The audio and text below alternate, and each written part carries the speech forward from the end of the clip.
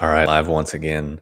And in this live stream, I want to illustrate something that I've been thinking about for a while and is going to build upon the thread that I've been discussing in a lot of my videos, talking about listening, talking about awareness, clarity, discernment, these types of things.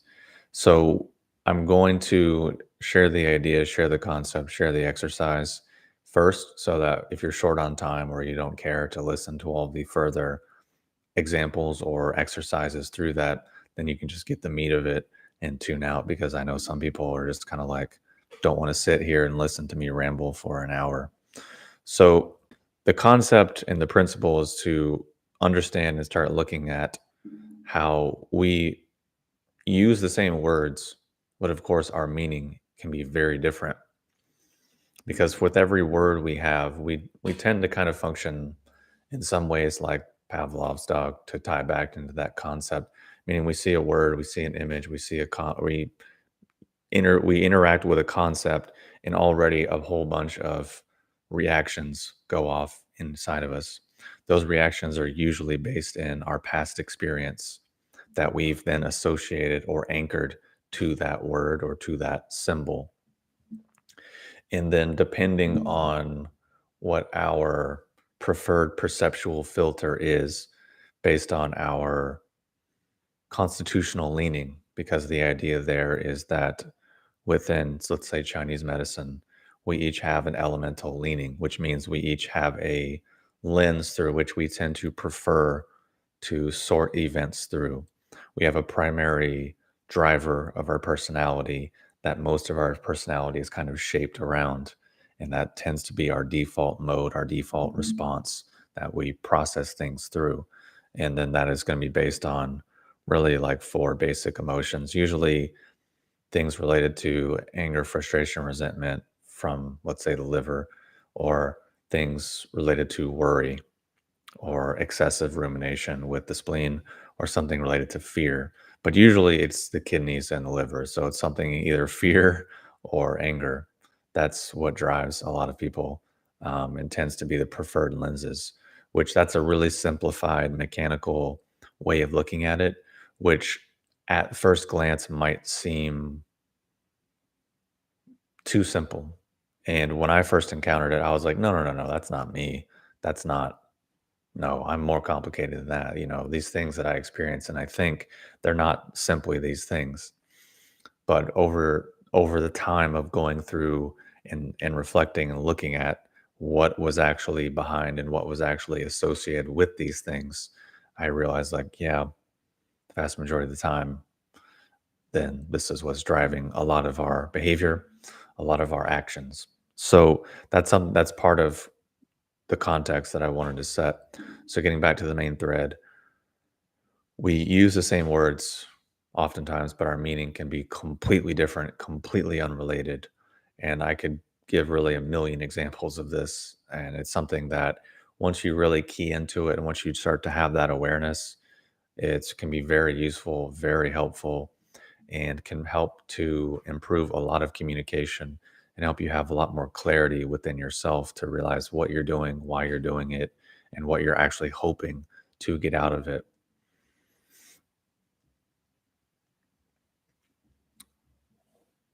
Because especially in relationship, um, this can cause a lot of conflict. And there's a lot of people that I've known and met, and stories that I've heard and listened to online, where people get into relationships and they use maybe similar words and they assume, oh, we mean the same thing.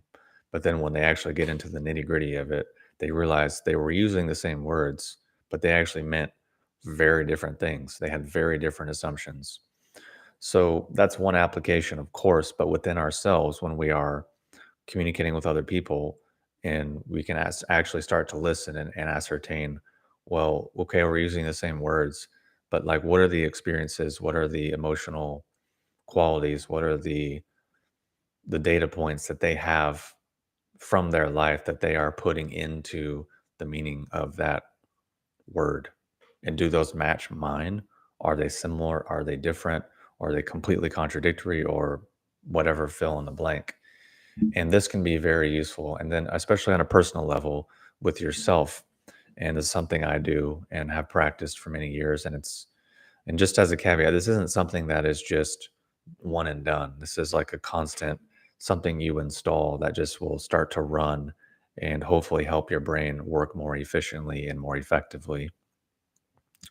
And that's definitely what I've seen from it and how I've noticed many benefits. So if I have a concept or I have a word, then I can just think of, okay, what's the word? And then just kind of pay attention to my internal world and see the different experiences, the different associations, the different things that are sort of zip filed or compressed into that word. Or I want this thing. I want to do this. Okay, well, why? What does that even mean? What am I actually putting into that I think is this thing? Because sometimes these actually match.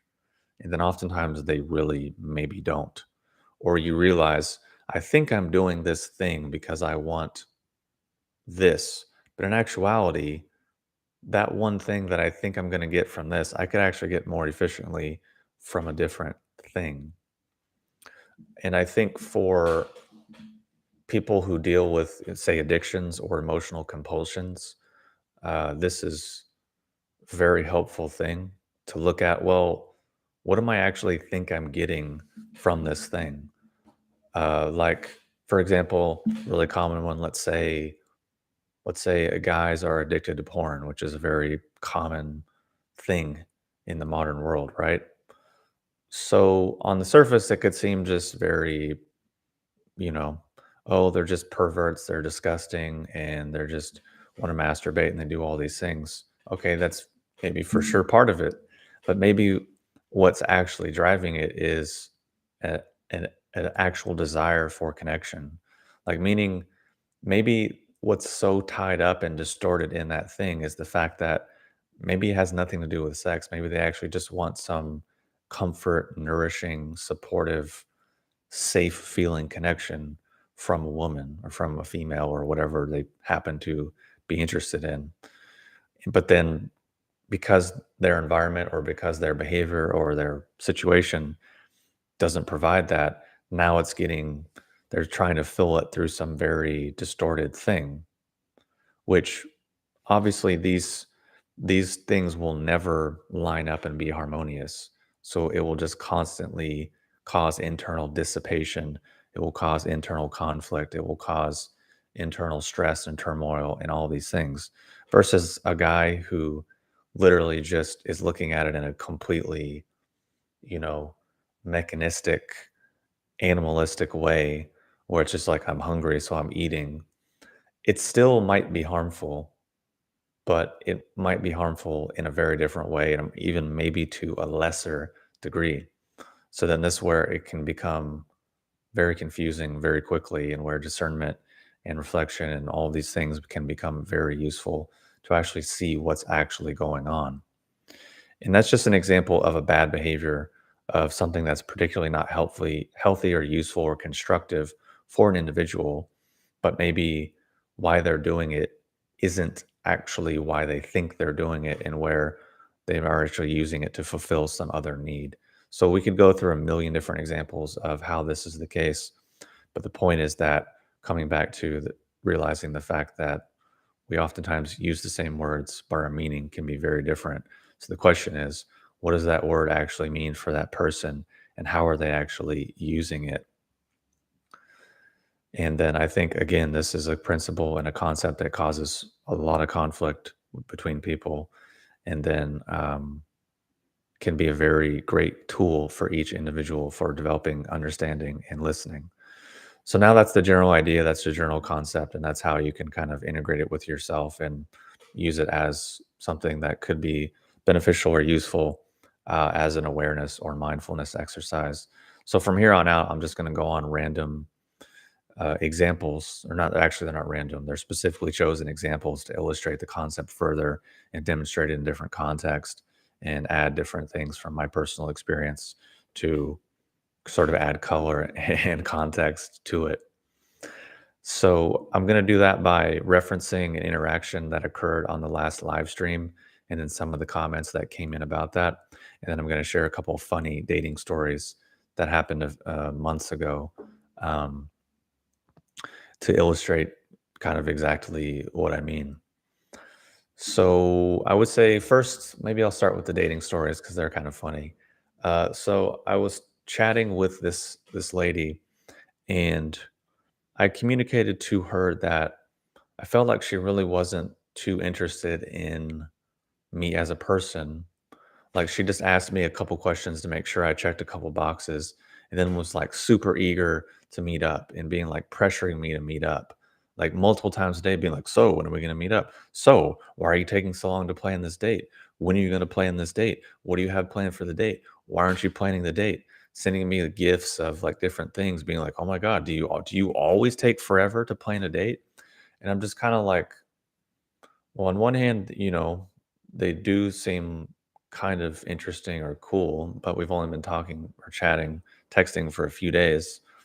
So I don't really see where this urgency is coming from. And I just kind of calmly communicated to them, hey, you know, I understand you might feel super willing and ready and open to want to meet up, but I might still have some doubts and some things that I'd like to discuss before, I want to invest this time, this energy, and this money, more importantly, since everything's on me. Like, I'm planning, I'm pursuing, I'm basically on the hook. And I could tell sort of from the dynamic already from their sort of anxiety and pressure that it very likely wasn't going to turn out very well. So hindsight, 2020, I should have just cut it off from the very start. But being trying to be, I guess, patient or give people the benefit of the doubt or whatever, or just maybe being bored and wanting to wanting to see how it would play out could be a mix of all of those things, most likely. Um, so I just said to them like, "Hey, I understand you asked me these few questions, but I'm in the middle of launching this new project, and I have these things going on with my business. I can't just drop everything and like meet up immediately because we just started talking yesterday, and I have these things planned already for the week. Just common, normal human stuff, right?" And I communicated that to them in a very calm, polite, matter of fact way, and just said like, "Hey, seems like so far what's happened is you asked me a couple questions and then we're super eager to meet up, but like maybe I still have things that I would like to ask you to see, if it's even worth meeting up." And they're just like, "No, the point of chatting is over. Like, the point of chatting is to meet up. And if you don't want to meet up, then there's no point. And I'm not looking for a pen pal and all these kinds of things." So it eventually got to the point where I was just like, well, you know, it seems like you're not really interested in getting to know me, and I'm not really feeling it, and I don't really appreciate all this pressure. So then immediately the person came back with, "Oh, you're not emotionally available. Um, you're arrogant, you're pompous," and, you know, telling me how they've done so much therapy work and how they're such an amazing person and they don't have to deal with this kind of behavior. And I'm like, I'm pretty sure I'm just actually being completely open and emotionally communicative to you. So in that scenario, this person is saying I'm not emotionally open and available, right? But if we actually look at the text thread, I'm literally, and I looked up the actual definition of emotional availability because I was like, am I not being that thing? I thought I was. I thought this is what it meant. So I actually looked it up, and I spent probably 30 minutes or an hour reading about it online and then talking to five different people. Hey, what does emotional openness mean to you? What does emotional vulnerability and these things mean to you? To get like some different perspectives from men and women, and then reading about it just to check in and see like, was I actually not being emotionally available? So then when I looked back and I was like, well, I calmly and politely communicated exactly what I was thinking and feeling and exactly where I was and exactly why those things, in a way that was not confrontational, it wasn't argumentative, it wasn't accusatory, it wasn't any of those things. It was just like, hey, I have these things going on with work, with my life. I can't really drop everything. I'm not really busy and available in this moment. And then here's literally what has occurred. And I'm just reiterating that back. So the person's accusing me of not being emotionally available. The fact of the matter is, in that scenario, What they meant by emotional availability was more or less just doing what they wanted when they wanted it, giving them what they wanted, more or less like a child, wanting what they want when they want it and demanding it and then getting mad when they're not getting it. But because this person is an adult and because they've gone through lots of, therapy and stuff, now instead of just stomping their feet and pouting and crying and throwing a fit or a temper tantrum, now they're empowered with very loaded terms like emotionally available or other examples that I'll get to as we unpack this. So it's kind of the same behavior. I'm not getting what I want, or I don't like what you're doing. So I'm gonna throw a fit. I'm gonna throw a temper tantrum. I'm gonna attack you and make this not not an adult, logical, rational, calm exchange. Now it's going to become an emotional, more or less like feces throwing contest. So that is a great example and a hilarious kind of dumb example of how we can mean very different things but using the same word.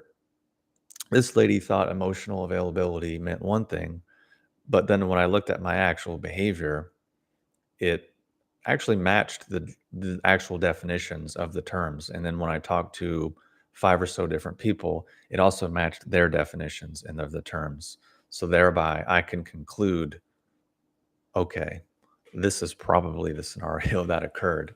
Even though, as we'll unpack through some of these other comments, apparently I'm unable to discern truth and reality from my own experience because it's just my subjective experience, something of that nature, which again is even a strange idea.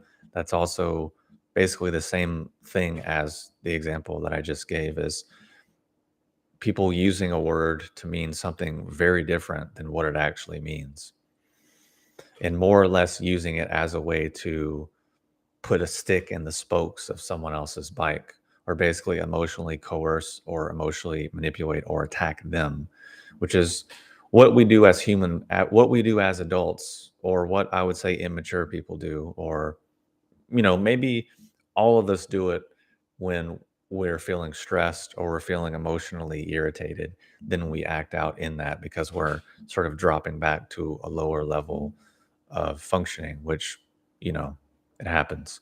People have stressful days or whatever. So that's the first story. I can tell you another story, which is pretty much a repeat of that same thing, which was weird. It was these two ladies in the same exact weekend that were behaving in the exact same way. And I'm like, it's just funny how that works. So, tell you another example for context. Um,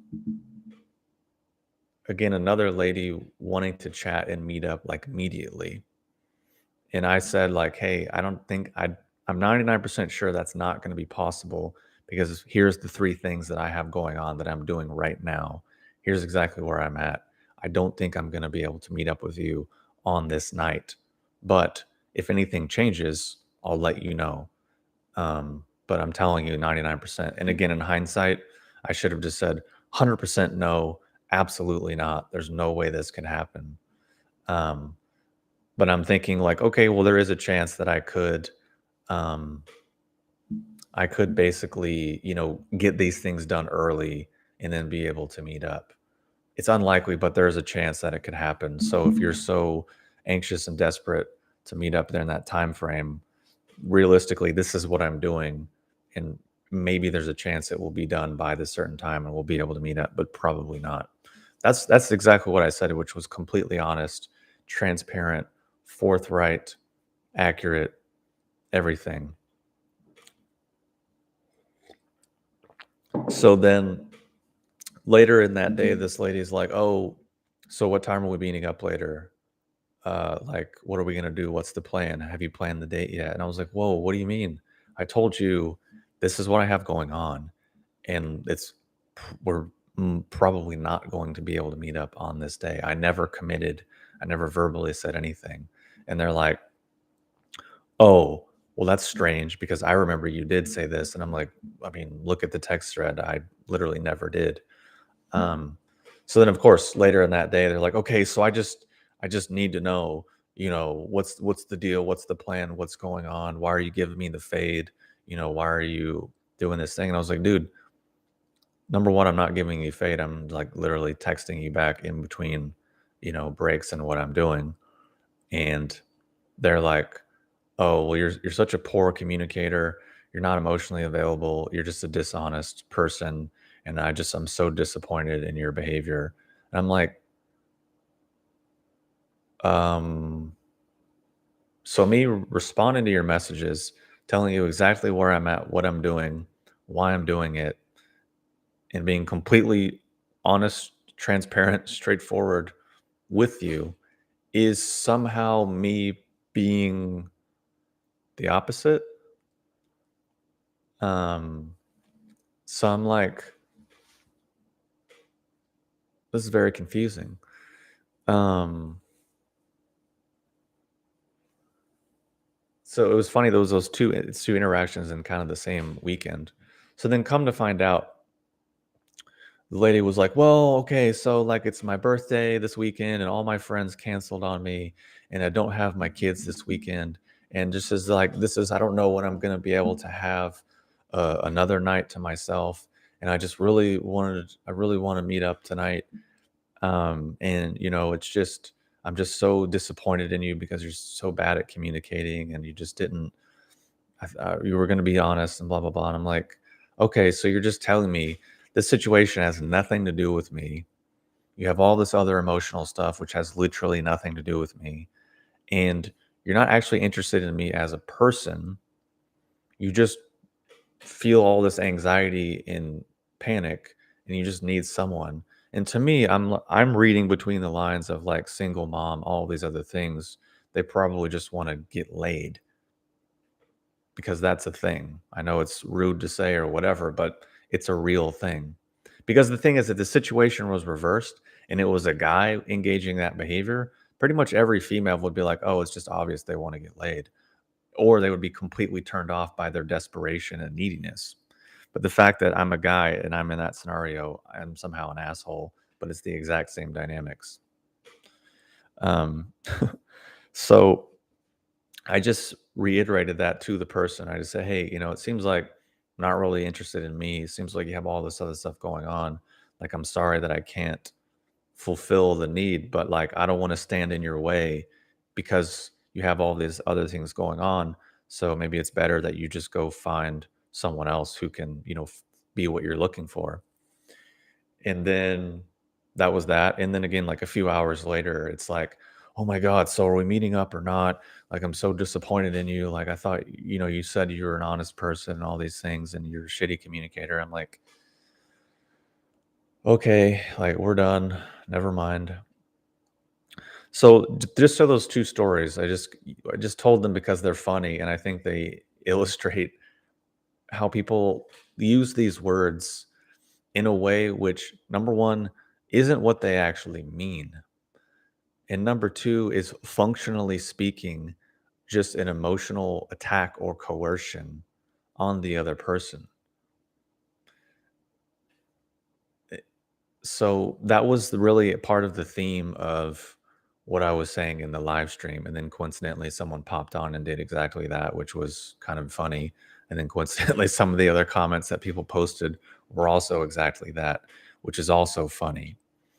Um, and I just use different concepts from spirituality or therapy or whatever because they're so commonly being used as the Trojan horses that people do to basically move a conversation from, rational, logical train of thought or whatever to pivot it towards an emotional, really much lower level of conversing and relating as an adult. And when someone operates from this position, that's literally all they have. So if someone speaks from a different position, because that's all they have, they literally cannot hear, they cannot understand, they cannot comprehend, they cannot relate in any way, shape, or form beyond what their thing is. It's kind of the old cliche of if two people are walking, and walking is a metaphor for level of function or intellect or capacity or skill or whatever. And if one person is walking faster, odds are the person walking faster is going to have to slow down. Odds are the person that's going slow isn't going to be able to speed up and come up to the level of the other person. And I know that metaphor, I know that analogy, and even that concept bothers a lot of people. I know that hurts a lot of people. I know people are offended by that. But I hate, actually, no, there's no but. The reality is that's life. And I can completely understand and empathize with having pain or dissatisfaction with that aspect of life. That doesn't change it, that it exists. I mean, there's so many people that are better than me at lots of things. So my attitude is usually to try to learn from them, not to just try to shoot them down or poke holes in them or attack them. But in actuality, a lot of times this is our culture, which is why people fixate on tearing down celebrities, tearing down athletes, tearing down successful people if they show some humanity or flaw. It's like, yeah, I knew it. Yeah, you're horrible. And it's like, the only reason people have to behave in that way is because they had previously put them up on some sort of distorted pedestal, rather than realizing that realistically speaking, we all are actually human, right? In reality, yes, of course, we all are equal. Like we're born and we die and we all go through these things. That is true. But I think people have problems comprehending the fact that that also is true, while the fact of all these other mass forms of injustice and inequality and massive power dynamics occur that also can be benevolent, in that not all power dynamics and power differentials are negative. So I say this to tie into my concept earlier of saying people have different meanings for different words, right? So I see this because, for example, as a person who has had a YouTube channel for however long, where I share opinions based on my own experience and based on my own research, and then people will criticize, oh, you're a know-it-all, you're arrogant, you think you're smarter than everyone else, or all of these other kinds of things. It's like I'm literally a dude on a YouTube channel. Part of being able to speak in a coherent, concise manner that's hopefully somewhat engaging is presuming to believe in what you say. If I was like, um, so I had an opinion, I don't know if it's true. I mean, totally my experience, totally my bias, prejudice, subjective thing. And, maybe it's true for you, maybe it's not. I don't really know. Uh, I just don't really know if it's really true. I mean, maybe it's true. I don't know.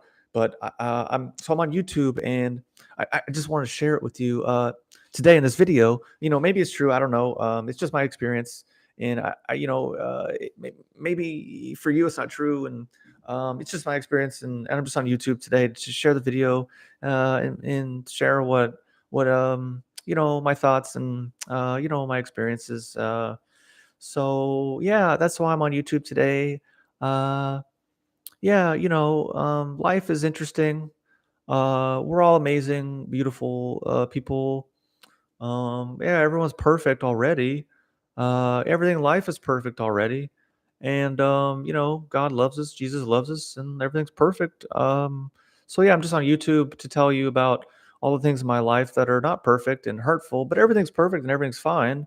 And I love everyone, and I've never do anything to hurt anyone's feelings or anything, but I'm just on YouTube and life's perfect and God loves me and I'm perfect the way I am. But I have all these problems and I'm suffering and I hate my life and I'm miserable. And yeah, but sure, I'm on YouTube. Yeah, thanks for tuning in, guys. I mean, hopefully, yeah. So I had an experience the other day, and again, it was just my experience, totally just my thing, and I don't want to, I want to include all perspectives and everyone's experience is valid and what everyone thinks, feels, and believes is, their own experience and totally perfect and true and right in their own world. But in my world, I noticed that I had this experience, and it was uncomfortable. But everything's perfect and God loves me and the world is the way it is, and everything's perfect, and you're a beautiful, infinite being as you are. So yeah, that was my YouTube video. Yeah, great. Cool. Thanks, guys. I mean, I don't. Oh shit. Sorry, I don't mean to say thanks, guys. I don't even presume anyone's gender. Um, I don't mean to say thanks because some people think being like I'm assuming that I took something from you, so I'm thanking you for it. And I'm sorry, I didn't mean to assume that you gave me something. Um, geez, like really, is are people gonna? Is this what people want? But when I hear comments and I hear people's criticisms, I think that's the world. That must be their internal state. That must be the world of confusion and whatever that they live in. So then if they see literally anyone with anything other than that, oh, they're mean, they're arrogant, they're judgmental, they're harsh, they're a know-it-all, they don't have empathy, uh, they're not emotionally available, they're a toxic masculine male, they're misogynist. Fill in the blank of preloaded terms that we have to just behave in that way. Now, on the flip side, I'm not saying there's not instances where those things are absolutely true. Of course, which is why we have those words. It just reminds me of I was watching a clip of this stand-up comedian and he was doing crowd work and someone said some shit from the stage and or from the crowd and they're like, "You're really arrogant," or you're full of yourself or something like that. And he was like, stand-up comedy? It's like I'm on stage by myself trying to tell jokes to entertain people. But for some reason, this lady in the crowd thought that was like a valid, and so he did basically the exact stupid thing that I just did, where he was like telling his joke in this really like, "Hi, like this super meek and meager and not confident and not coherent, not straightforward, super apologetic, super considering and bringing in and validating every opinion and every view and every ism and every interpretation and every situation and every scenario." And it's like, I'm really sorry if that's the world that people live in. And I think a lot of people do because sometimes they'll hear something that is true and be like, well, no, I just imagined a scenario in my imagination and fantasy under these weird conditions that don't actually exist in the world. And what you said in that fantasy world isn't actually true. So then what you're saying is wrong. And it's like, so I think unfortunately it's a common thing within all humans. I think it's getting worse throughout our culture now because of the media and because of social media giving everyone a voice and opinion, even though what's behind their voice and opinion might not be anything particularly constructive or useful or interesting or meaningful or anything of that nature. And then the fact of the way our political system and media is going is really divorcing tangible reality from the actual meaning of terms. And these things are getting further and further and further apart, which part of the whole theme of the live stream is let's see if these things match, which kind of boggles my mind that this is where we're at. That simple meanings and simple things can actually go together.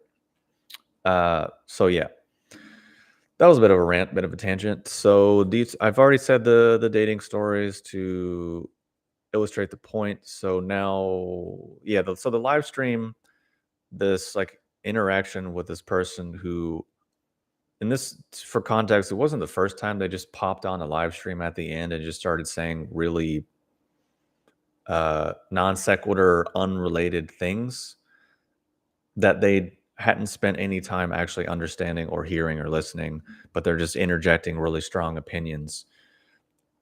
Not really strong opinions, but just saying things that have basically nothing to do with what I was saying.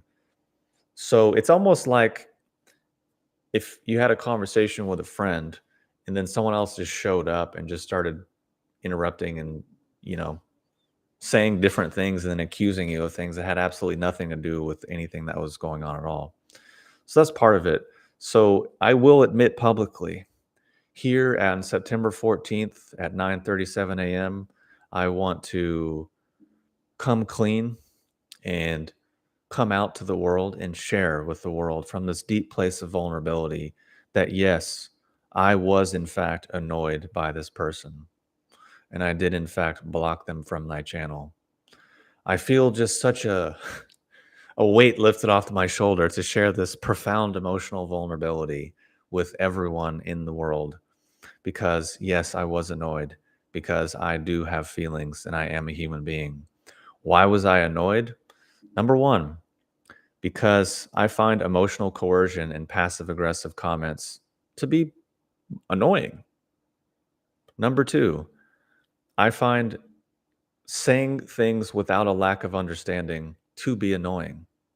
Number three, I find saying emotionally coercive things and saying things with no understanding and having a lack of being able to listen, I find those things annoying. So make of that what you will. Maybe I'm a very flawed individual. I'm a very, emotionally traumatized person that I need to heal my shadow and I need to, dig into my shadow and find my traumas and heal all of that to find out exactly why I'm annoyed by passive aggressive emotional coercion and people saying things that don't match the actual definition of the term and actually have nothing to do with maybe the subject at hand. And maybe I'm bothered by people doing that in a way that is more or less just a Trojan horse. So yeah, I admit that publicly. I come clean. I share my flaws with the world, and that's my deep trauma that I need to work on. Apparently, because if I encounter things that are objectively incorrect or wrong, or maybe just untrue, then it bothers me a little bit. Which it's funny because I remember when I said that again in another video, there was a stream of people that were like, "You're a hypocrite because you use clickbait titles or no clickbait images for your videos, and you had women in bikinis in your videos, and that's deceiving and that's clickbait. So you're a hypocrite and a liar. You said you don't like things that are untrue, but you used clickbait headlines and women in bikinis in your in your uh, thumbnail." And I'm like, well, or you just didn't get the joke. Meaning I made a video about base desires and then I used headlines and images which stimulated people's base desires. And then wouldn't you know it, the click through rate on those videos was double my normal click through rate. um, so yeah. So yes, that interaction was annoying. The person said I was a know-it-all, and because what was it? Because what I was saying was true, but it was only half true because it was my subjective experience and opinion. And then when I said that was a silly thing to say, then they said, "Oh, I have no empathy," which it's like, how does that work? Anywho, so yeah, I come clean. That was annoying, and it's annoying for those reasons. Um, so yeah, make of that of what you will. Okay, so the follow-up comment from Grivendall, who let's see, Grivendall says the issue is that every other sentence is basically you saying that you have the ability to discern whether something is true or not, while apparently no one else does. So the last comment from that individual hit a nerve. You were a bit judgmental of others, and the fact that you blocked this person for being judgmental of you, no comma, by the way, just all run-on sentences. Being judgmental of you nullified your whole video, and being passive aggressive by saying stuff like, "Oh, we're waiting for your response," is childish. I hope you can tap into into your experience with your old TCM teacher and not get this the wrong way. So I really like that one because it's a variation on the theme of the previous thread of the chat box, and I would say it's a comment that I've seen quite a lot, um, which I guess is a normal thing from being a person who shares their opinions and views on the internet, which I guess, according to most people, would actually make you a know-it-all. Um, I mean, I can tell you, to be honest, my parents told me I was a know-it-all when I was a little kid because I would ask questions about things or I would share things with them that I had learned, and they said I was a know-it-all. So then what did that do is it shut me down and made me a very internalized child. So I just also at a basically the age of like 13 or so, I also just decided that I would not share any of my internal life with my family, and I didn't share shit with them for like 20, no, 10, 15 years. Um so looking back, what I realized is that no one in my family well, I'm trying to think about how to say this in a way that's not mean, or judgmental or harsh or critical or whatever. Um, I can say it like this to illustrate it. When I started my first business, I didn't tell anyone. I didn't tell my family. My family didn't know I started a business until a few months after I was even starting it, because I just didn't tell them. So because I wanted to start a business, they had no frame of reference for starting a business. Maybe this is a way I can illustrate it without being mean. So, because no one in my family had any reference for being an entrepreneur, their response was, "You can't do it. That's failure. You'll fail. That's stupid. That's risky. You need to get a job. You need to do all these things. You need to fit into our limited experience. And because you're saying something outside of our experience, we registered that as a threat. So we are going to try to shoot you down." So that was the same thing of when I was a kid, of asking questions and being inquisitive about things and having different views and opinions on things as a little child. Even though when I look back, most of what I was saying was had a lot of truth to it.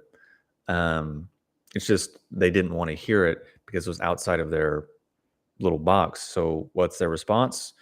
You're a know-it-all, or you're fill in the blank, whatever, to just basically shut you up and get you to just be quiet and leave us alone.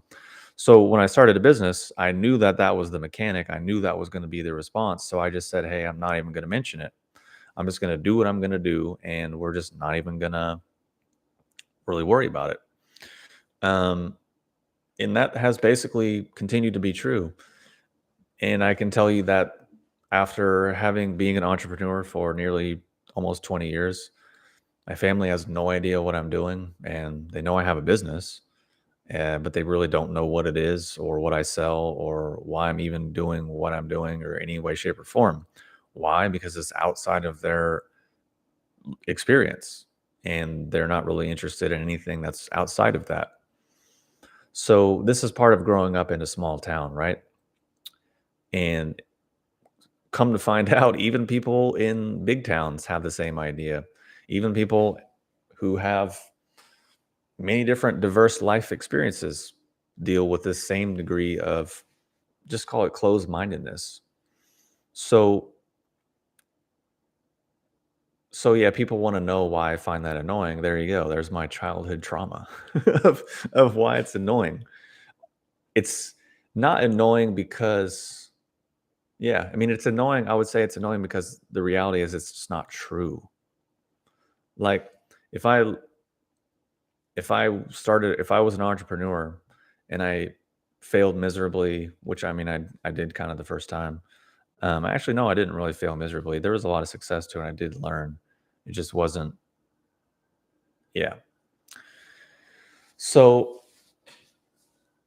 when people say, like, to use the examples before, oh, you're not being emotionally open, it's not that I will sit there and be like, F you, you're wrong. As you can tell, most of the time, I actually check in and be like, do I know what this means? Is this actually true? Let me check. So then what did I do? Looked it up, read about it. Okay, I'm pretty sure this matches my behavior. Reread the messages. Yes, it's what I was doing. So then talk to people and say, hey, um, okay, yeah, this matches your definition as well. Okay, so then based on all of this data, based on all of this reflection, it seems like what I'm saying is true. So if I go on YouTube or I say things like in that video in particular, which is the exact example that triggered all of the I'm an asshole sort of response. I was talking about a guy that I knew who thought he had X, Y, and Z abilities, but he didn't. So why do I say that? It's not to be mean. It's that he thinks he has these abilities, and these are not these abilities, but these let's just say open channels or something, right? He thinks he has these open channels. Well, by definition, if these channels are open, these 10 things are said to occur. Okay, he doesn't have any of these 10 things. Okay, that's a bit of evidence in the it's not occurring box. Okay, and then I've known him for 10 years. So I can observe through 10 years that his degree of questions have been the exact same as they were 10 years ago. Basically, he's asking the same exact questions in different ways as he was 10 years ago. Okay, that seems like another bit of evidence in the it's not real box or it's not happening box. And then he even asked the teacher directly, "Oh, is this what this means?" No, that's not what that means. It's something completely different. And if this was actually the thing, then these 10 things would be happening. Oh, so then that's another bit in the um, it's not real box. Okay. So then we have all of this evidence, all of these supporting facts, all of this data points, right? Which I thought we as adults are supposed to support what we say by different data points from different perspectives, from different angles, from different sources.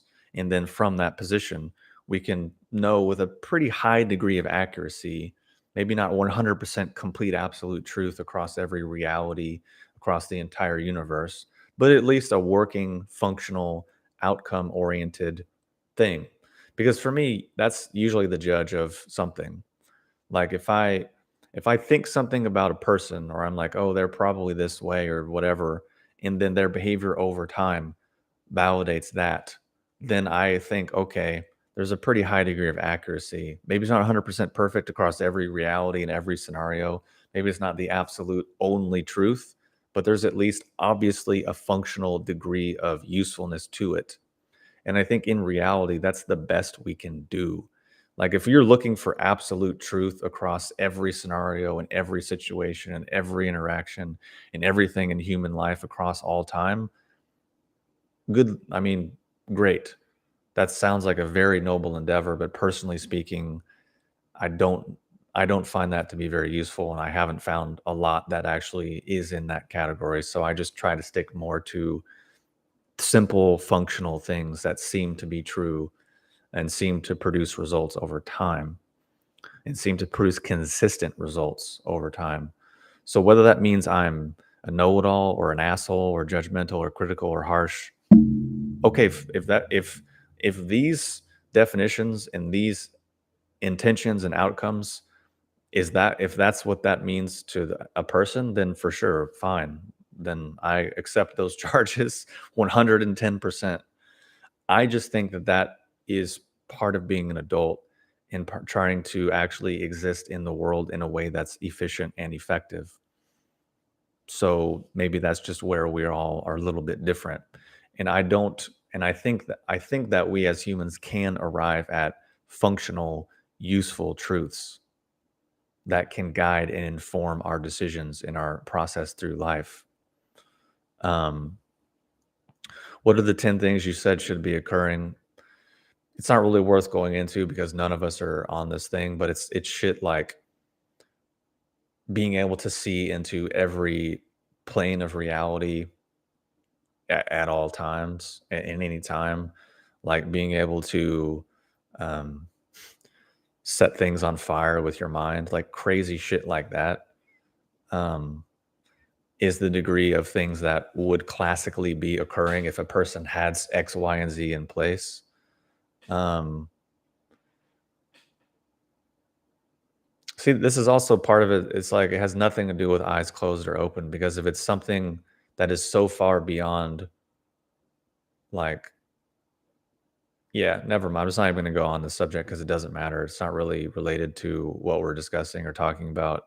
And it has, the thing is, if a lot of the stuff for internal arts, like if myself or others were close to attaining X, Y, and Z thing, then we would almost automatically already know a lot of the things.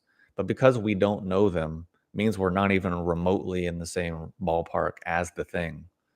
So that's kind of how it works, at least from what I've noticed over the years, which is why I tend to not really focus on some of that otherworldly crazy stuff because it's so far removed from where I'm at and from where basically everyone that I've ever met in my entire life is at, that is basically a waste of time. What would be more useful is to focus on where am I at now, what's functional now, and how can I improve that to then move forward. To me, that's more useful than sitting around talking about crazy abilities that can arise um, somewhere down the line. So, anyways, that was the example that I was using and that I had, and then that's what triggered the person being like, "Oh my god, it's only half true because it's your experience, and you're a know-it-all and you have no empathy." And I'm like, so just to reiterate this person thinks their third eye is open and all these things are occurring when the teacher, the teaching, the system, and the practice all say that it's not. And myself can observe those things and observe their behavior, observe the degree of their questions, and can look at their literal physical body and interact with them as a person and arrive at a place of understanding that that is actually true. So then that makes me a know-it-all and an arrogant, mean, judgmental, critical asshole person with no empathy because of those things. So then a person says that, it's almost as if everything that I just said has no meaning, has no validity, has no purpose. So then it's like, well, why am I even talking? Why am I even wasting my time, energy, and my breath doing this when it obviously makes zero difference? So I do find that annoying. I find people that you talk to them and it's like it just does nothing to them. That personally is bothersome and annoying to me as an individual. And I think to go back to one of these emotionally coercive, manipulative ideas that people use is you have to understand within ideas or concepts that people say or put out on other people, there's always presuppositions, there's always axioms, there's always assumptions, there's always like a kind of a make believe world that they are operating from. That's the first thing. And one of the things that people need to realize, which is also related to really the whole point of what I'm even have even been talking about for the last 53 minutes. So the idea that a lot of people have is that somehow being like a sociopath is like a sign of spirituality or a sign of attainment. And they have this idea that, oh, if a person has emotions or feelings or views or opinions on anything, somehow they're spiritually not whatever. So not only is that idea not true, but functionally speaking, it empowers people to,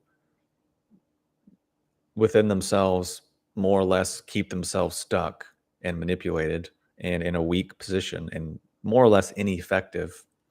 It's a way to flagellate themselves for, oh, I did this and I did this and I felt this. So I'm a bad person or I need to do all this trauma work and all this healing. It's like, or maybe you're alive. So that's part of it. And the other thing is it gives them a way to automatically tear down other people and manipulate other people based on a completely false, untrue idea that has absolutely nothing to do with s- teachings or reality. Because just in my like subjective personal opinion, in my limited experience, every person that I've ever met that was legitimately skilled, legitimately had, let's say, spiritual abilities, they actually do have really strong views. They have a very strong sense of self, a very strong identity. They are not weak individuals. They are not soft spoken. They are not pussies. They're not snowflakes. They're not airy fairy. They're the exact opposite. They're extremely strong, extremely competent, extremely capable individuals, very articulate, very clear, very focused, very directed, very defined, very organized, very opposite of all of the hippie nonsense that people are projecting into these worlds because that's the low level of functioning that they are at the vast majority of the time. I'm sorry if that's mean. Just look at it and see if it's actually true. I can say for myself in my early 20s and teens when I was smoking weed and doing lots of plant medicines and thinking I was, Johnny Spiritual, that's exactly the way I saw the world. And then actually, as I got older and had the ability or the lucky opportunity to meet people who are actually skilled, then I'm like, whoa, this is very different than what I actually thought and believed. These people are very skilled, very capable, very successful in life. The human world is very easy for them to walk through and navigate because they're so strong, because they're so capable, because they're so efficient, because they're so intelligent, and because they do have actual legitimate experience and knowledge of things beyond the actual physical sense realm, which then makes this realm easier, makes them more powerful in this world, which again is the opposite of what people think. They have opinions, they have feelings, they have emotions. They're very strong, capable individuals. They're not just this sociopathic blob that people somehow imagine that is what the world actually is. And this whole idea of the real spiritual masters are somehow tucked away in mountains is nothing more than a fantasy. Like the vast majority of people that are monks in temples, at least in Southeast Asia, are there because they were poor and they wanted food. Like the idea that that's where all the skilled people are, and you have to be this pious, religious, aesthetic, um, sociopath blob of an individual, and somehow that's an attainment, has absolutely nothing to do with anything other than being an inefficient and ineffective individual. Call me an asshole on that if you want. I'll take it because I can actually believe and fully stand behind how those statements can bother people. Fine. Call me an asshole, call me judgmental for those things.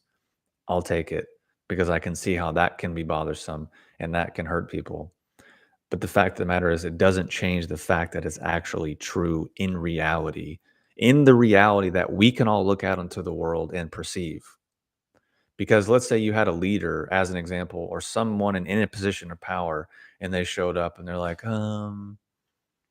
yeah, so I'm going to do open heart surgery on you later. And yeah, totally like you know just totally my experience, and I'm not very good, and I'm just a very humble, simple, heart surgeon, and it'll probably be cool, but you just never know with these things, and life's unpredictable, and yeah, it's just as we're all living in our subjective in reality, and the only thing that's true in this world is your personal subjective experience here and now, and there's no objective truth in the world. So, I'm just going to follow my intuition and, I'll cut you open, when the time is right, when I'm feeling it, when, I just get the right sign from the universe.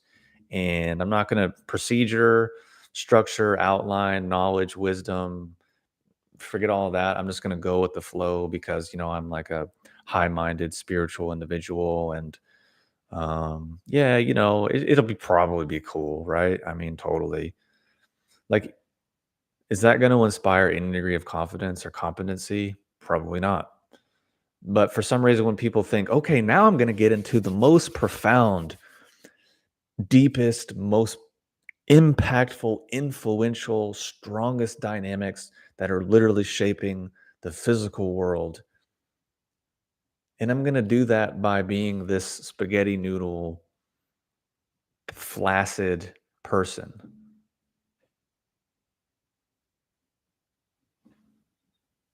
Really? Okay. If that's someone's choice and their belief system, then call me an asshole. I will take that one. I will feel good about that one. Um, and I will just say, okay, we're different. So being more competent, being more capable is somehow a negative thing. Okay. So this actually leads me to the third and final chapter of what I wanted to cover, which is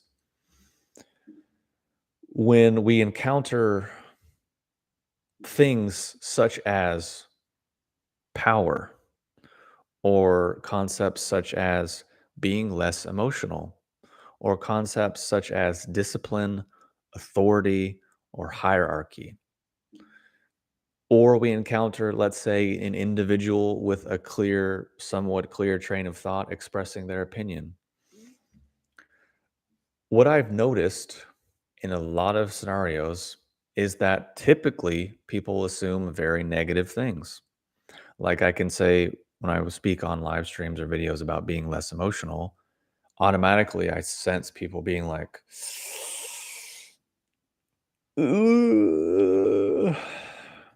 And even I can tell you in a workshop I went to, that was the biggest sticking point for people. Well, but what about this? But what about that? What about this? What about that? So this just reveals to me, again, this concept that we hear the same word, we use the same word, but it means very different things. So, for example, when I think of power or being empowered in myself, or like I'm going to have more power, then I think of, okay, this is going to make me healthier, stronger, more capable, more confident, which means I'm going to be a better person for the people around me. And I'm going to be able to do more, create more, give more, serve more, be in more of a position of strength to be able to be whatever I need to be for other people. That's what I think when I think of being empowered. But then for some reason, when a lot of other people think of it, they think of manipulation, coercion, oppression, manipulating other people, controlling other people, demeaning other people, putting other people down, harming other people. And I'm like, why is that your connotation? And what does that say about you as a person? That the mere suggestion of the term puts you down that negative rabbit hole. What does that say about you as a person? So the second concept is when I think about being less emotional or having less emotions or being not emphasizing that part of my experience, I think of, again, being more stable, being more calm, being more level headed, being able to solve problems more clearly, and basically being able to be a better person for the people around me, being less reactive, being less hurt or bothered by things so that I can be calm and stable and be there for them if they need it or solve problems or just be a more pleasant, enjoyable, capable individual of being around. That's what I think of. But I noticed when I say that concept to a lot of other people, it's repression, suppression, being a sociopath, hurting people, harming people, having a dull life, being depressed, being apathetic, being negative, all of these sort of negative connotations. And I'm like, what does that say about you as an individual that that is your automatic default go to when you hear this word, when you go to this concept? What does that say about the society that you live in or the tradition or the practice or the culture or that you're in, that that's what comes out of it? Obviously, something there is a bit dysfunctional because I would have thought being more level headed, calm, capable, confident, strong, healthy would have been positive traits that we would all want to strive for, especially considering the fact that we're operating within the context of natural health, healing, or internal arts or personal development. But somehow the actual attributes of those things are demonized? Hmm, interesting. So the 3, 4, and 5, so, like, discipline, authority, hierarchy, same thing. When I think of discipline, I think of, "Okay, I'm gonna be able to get more done, my life's gonna be more orderly and more organized, probably gonna prevent a lot of issues before they arise, gonna be more capable." When I think of, authority, I think of learning from people that are more skilled than me. I think of people that have more power, more resources, more skill in any endeavor than me, and they have some degree of authority on me. So I trust them to a certain degree and respect them to a certain degree to give them a certain degree of influence within my life. Obviously, I'm not surrendering my willpower or being subservient or being something ridiculous, which again is where people go when they hear authority or hierarchy. They think of subservience, giving your power away, being oppressed, being controlled, being manipulated, all these things. And it's like, you can have both. Like, in order to exist in these ways, you actually have to have some degree of self fabric. Otherwise, you just default to all of the pathological negative expressions of these things. Same thing with, any degree of hierarchy or authority or whatever. So they're just another example to prove the point of what I've been talking about all along, which is people saying the same word but meaning very different things.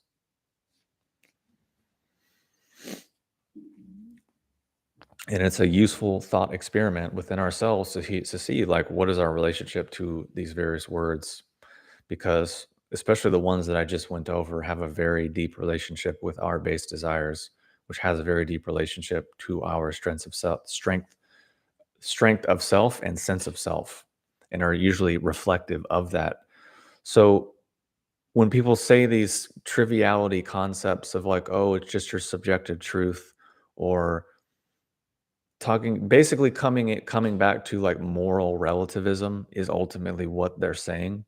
If you really break it down, moral relativism and sort of, I can't remember the other philosophical term, but the idea that there's no reality beyond your subjective personal experience.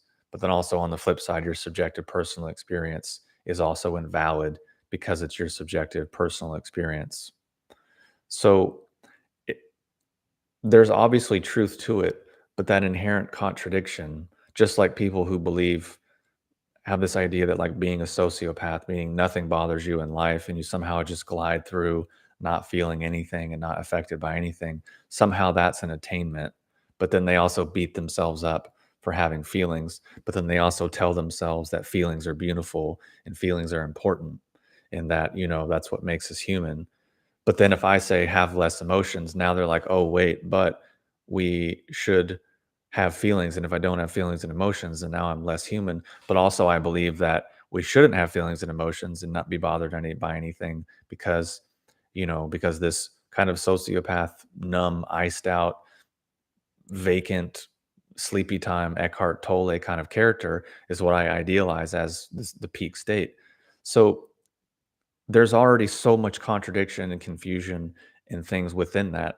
So then when I encounter those ideas and people are labeling and trying to throw them out as, like, here, this is super valid and super true, it's bothersome because it's like there's so many errors and contradictions and missteps and things in it that it makes it a really invalid, weird idea that I'm sometimes like, why do people not realize, like, the minefield of all these contradictions?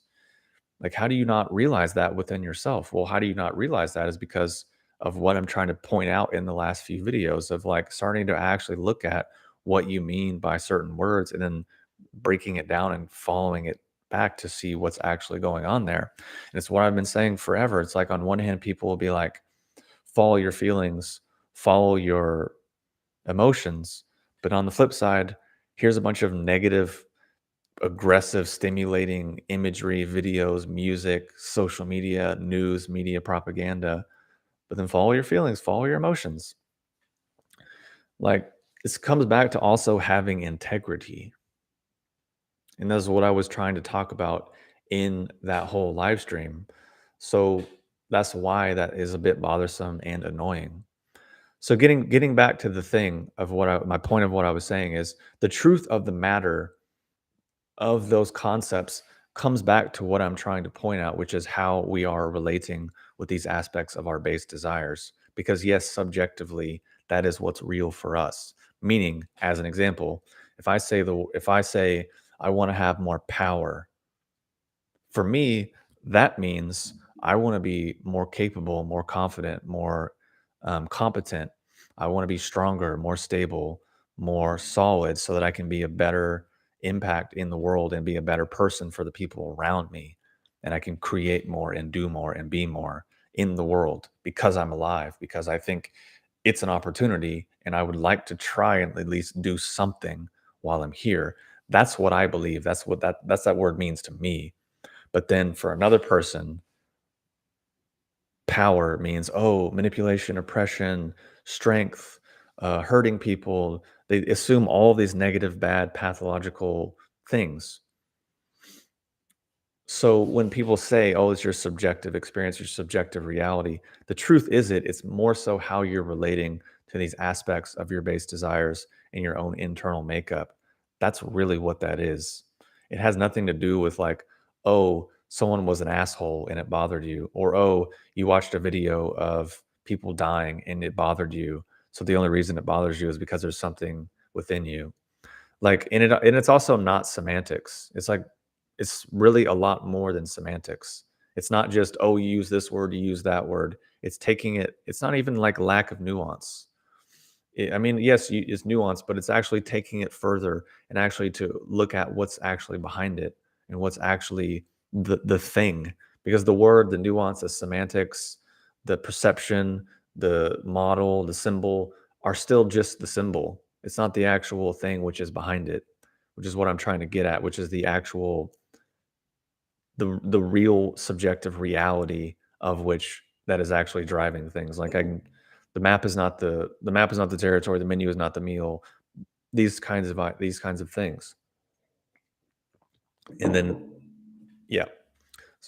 So it goes back to someone say, "Do you think if there was nothing inside you that this behavior triggered, you just brush it off and feel compassion for her unresolved issues?" I think that question in and of itself, I think relates back to what I'm trying to say right now, where it's more so what people are saying, um, more so how people are relating to these certain aspects of their base desires within themselves, and not so much to do with like you saw something that was legitimately wrong or incorrect or and it bothered you. It's like, so if I saw a dog getting run over by a car, I would not be I would not supposed to be bothered by that. And if I'm bothered by that, I'm triggered, and I'm triggered because it's something inside me that's unresolved? Or is it the fact of the matter that that's just actually in reality maybe a really not a great thing to see? Like, this is what I'm why I'm keep trying to use this imagery of like the sociopath, because people have this so many of these things twisted around, which is the maze that I just tried to paint in terms of these ideas, and the maze that I was trying to illustrate in the last video of telling people like, look, this stuff is not really helping. It's not really helping people. The vast majority of the time, it's just creating more confusion. This is a great example. It's the idea that when you interact with people, nothing bothers you, and if something bothers you, it's only because it's an unresolved issue. Of course, yes, there is some truth to that, and that can obviously be a thing. And it's also that there's actually things in life that are legitimately not true. And there's legitimately things in life that are wrong that should bother you. And that's part of being a human being. So on one hand, you're saying that that shouldn't be the case, but then on the other hand, people are saying you should have emotions, you should have feelings, you should listen to your feelings, you should listen to your emotions. And the problem is because you're not listening to your emotions, which is why you're having the experience in the first place. So it's like, well, is it that? Or is it more likely what I said in the live stream, which is you're making certain decisions and behaving in certain ways, which are creating certain outcomes that are then feeding back certain things to you. And maybe if you apply a more coherent, logical, orderly thought process, that you can then basically solve the problem and then mitigate the stuff away and feel differently, which is more or less, I think, the point. No, it has nothing to do with Wu Wei. I'm not talking about Wu Wei. Wu Wei is also another concept that completely doesn't help people, just confuses them and takes them down the wrong rabbit hole. Because what I'm trying to say is that, again, we all mean, we all use words and we mean different things by the words. And I've said this in videos. So my intention when I'm training in a system is, here's what I think this term means. What does the actual system define the term as? And how can I try to move closer to that? Because if I have all of the symptoms and all of the abilities and all of the markers of having it, then I can assume, yeah, I probably get it. But if I don't have those things, then I probably don't have it. Then I probably don't actually get it. So that means I probably need to do something to move towards it. That's pretty much a way of looking at it. So it's what I've been trying to get at for quite a while.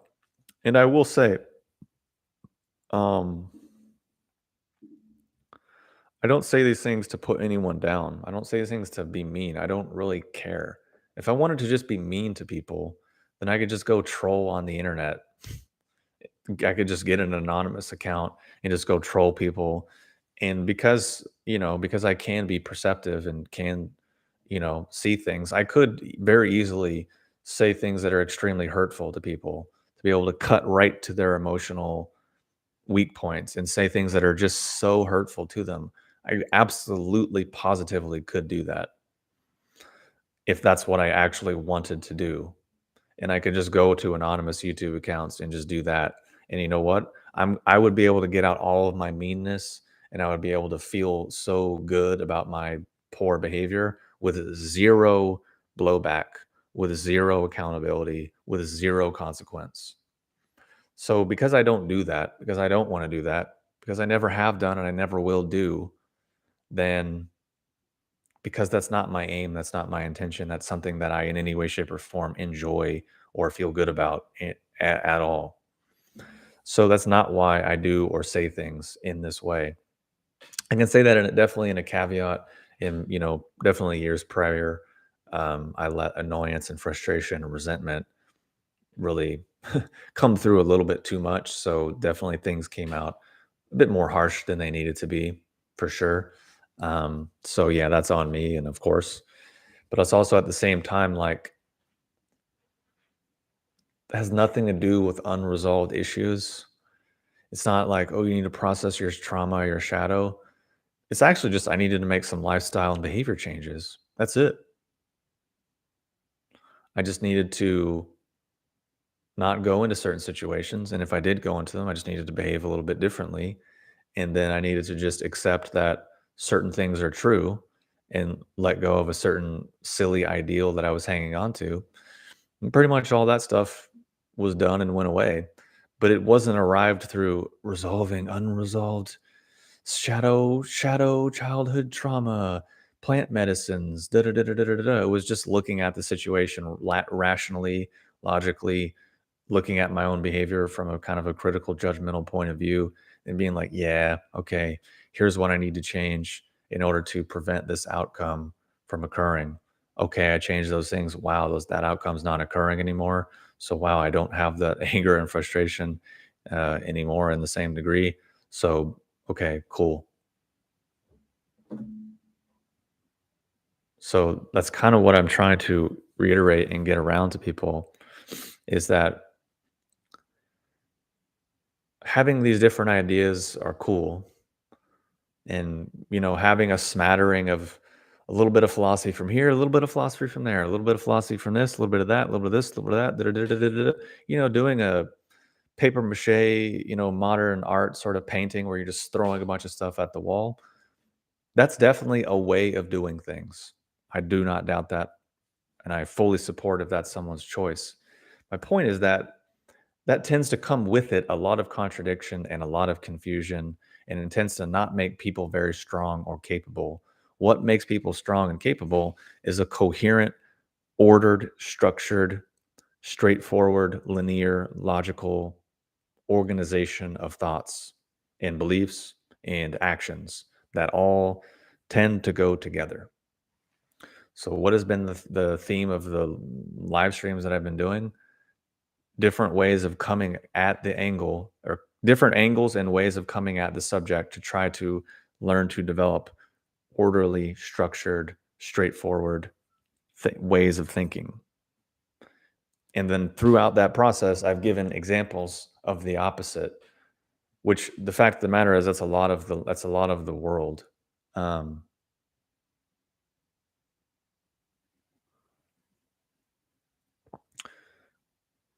yeah, for sure. I didn't assume there was any malice in there. Not reacting to a dog is comparable to getting triggered by someone. Yeah, I know. It's you use extremes to illustrate a principle or a point. Um, my point was that my point was to illustrate that there are certain things in life that are just actually bothersome, and there's, I think at least some objective sense of morality within the world sometimes to some degree, and that the idea that somehow everything that bothers you with people is something unresolved in yourself that you need to deal with is not a useful idea, because there are legitimate things that are just wrong. And I think oftentimes people use this idea to mostly keep themselves stuck and mostly manipulate other people the vast majority of the time. And that it leads people down really unuseful, um, maybe unuseful or inefficient pathways. Whereas what I tried to illustrate the counter as, just looking at your behavior and your choices that led to that outcome, and then see what you did that led to that or created that, or to me that makes a lot more sense than spending all this time sorting through the garbage bin of your memories, which are oftentimes not very reliable anyways. So that was really my point.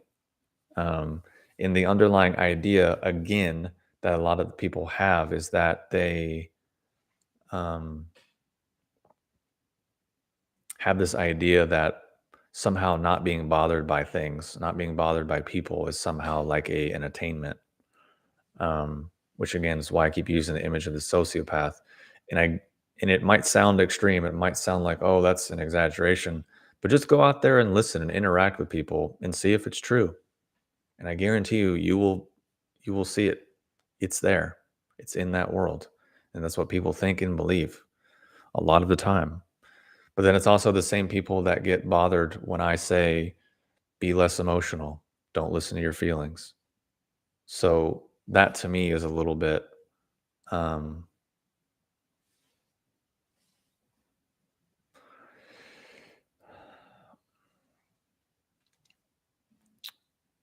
I personally have found a book called The Presence Process to be exceptionally helpful in development. Maybe it wasn't.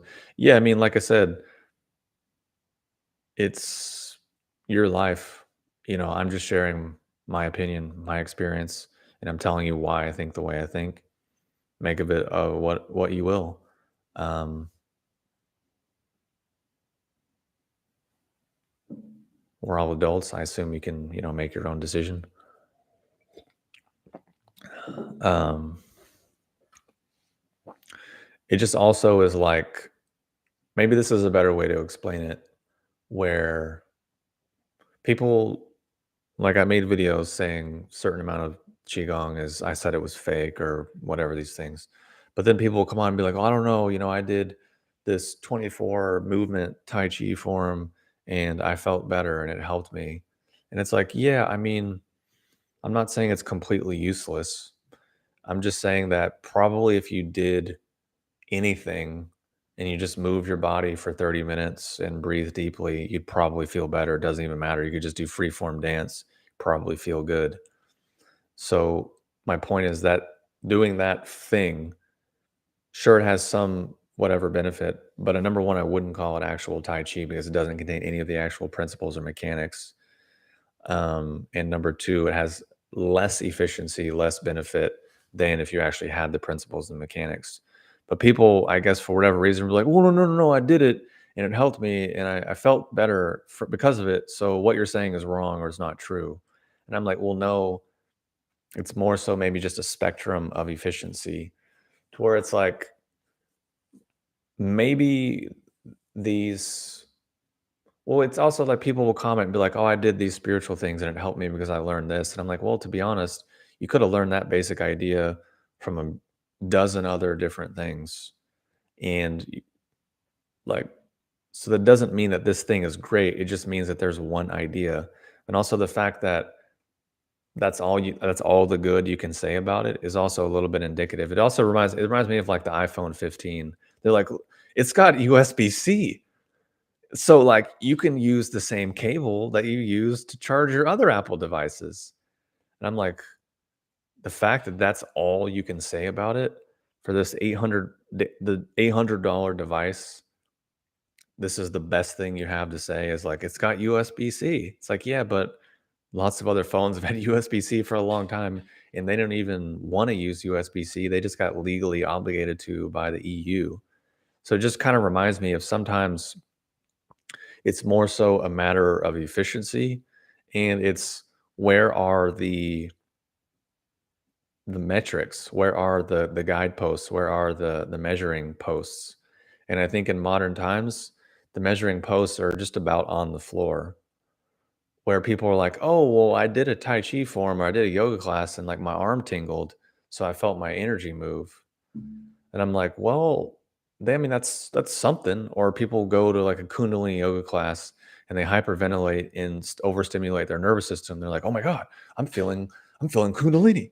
I'm doing Kundalini yoga." And I'm like, "Well, I mean, you just stimulated your nervous system through breathing and postures, which honestly you could do in a million different ways." Um, but that doesn't have really anything to do with Kundalini. Like if your Kundalini awakens and you can bilocate and manifest different forms of your body at different parts of the planet, or you can look at physical reality and manipulate it with your mind. Okay, that now your Kundalini is for sure activated and all that, and your chakras are open because that's what those words mean. But those are the actual guideposts. But then someone over here is like, "Oh, well, I felt my nervous system tingle and I felt a little bit lightheaded and maybe I cried because I overstimulated my nervous system and pushed out something or did whatever. So now my Kundalini is active." It's like, well, you can't bilocate. You don't have complete knowledge of, you're not omnipresent. You're not omnipotent. You don't have all knowledge of all human experience across all time. You can't control physical reality with your mind. Can't bilocate. But yeah, for sure, your Kundalini is active and your chakras are open. For sure. Yeah, definitely. Yeah.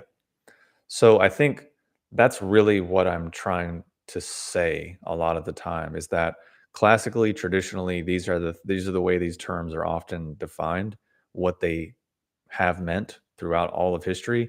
And it's only now in this modern time where now everything is just lowered all the way down, whether it's Tai Chi or Bangwa or Xingyi or meditation or yoga or any of the things. This is the world. Where like this is what classically things really have always meant, and maybe a few people on the planet are still at. And here's the rest of us just down here being like, "Well, I mean, I felt some tingling. I was neurotic, but I didn't know it. But now I'm neurotic and I know it. So that's good, right? I'm more mindful." So this is what I'm trying to kind of come at and share, and illustrate in many different ways is that we use words, but we mean very different things. Traditions, spirituality, these legitimate things had these terms, had these words, and they meant something so far and away separate and different than what we mean now. because we're down here, myself included. Like, I'm like, oh my God, my tissue structure completely changed and my body is relaxed and my skeleton is decompressed. And then it's like, well, that's pretty pathetic compared to what's actually possible within the system. But I'm like, yeah, but it's cool for me. And the system's like, that's pretty pathetic, dude. Like, keep going. Give it another 10, 20, 30 years. We'll see where you go. And I'm like, yeah, but my body feels better. I'm healthier now. Like, cool, great. You're still degenerated. You're still down here on the floor. And I'm like, oh, guess I'll keep at it. Um, so yeah, that's that's what informs my perspective, from trying to, personally speaking, align my thoughts, feelings, actions, and stuff with more so what is being taught. So, anyways, yeah, there you go. I'm just gonna go back through the chats and see if there's any. So, what about the idea or saying that in order to believe it, you need to see it, but reverse it, you must believe it to then see it? What do you say about that? Again, just another quagmire of confusion, because there are certain principles or concepts that are true, on like the mental realm or psychologically speaking. They don't really translate beyond that or as like a motivational thing. So it's like if you're going to if you want to achieve a goal, then it's like you can't hit a target that you can't see. So that's part of it. But then also, like, if you just look at so much of life, it just has nothing to do with anything. It just doesn't add up. Like, I don't, yeah. Basically, you have to, ideas like that are really appealing to people who are already very unhealthy and very deficient. And they think if they get some exotic or secret idea, that will somehow solve their problem. When in reality, a lot of times they just need to actually take care of the basics of being a human being, and whatever issue problem they have will probably autocorrect and self-regulate. So then you have people, charlatans, hucksters, profiteers, scammers, or just equally deluded, well-intentioned people that say these ideas that are, it's just like, in my mind, a political slogan. It sounds cool. It generates feelings, but it's so empty that it allows yourself and everyone else to project their own meaning into it so that it's very functional and useful.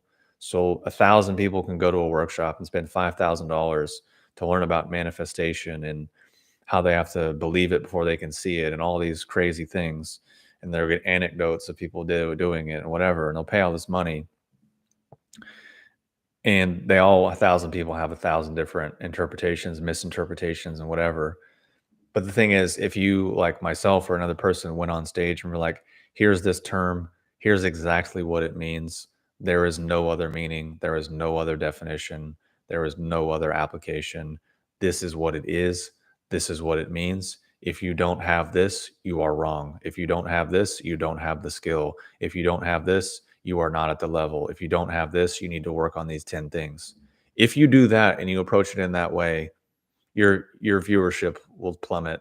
And even as I said it, people like dipped off the live stream, uh, because people don't like that, because now it's clear, now it's objective, now it's defined, and then now all of the subjective, put my own spin on it, put my own projection on it. That's all out the window.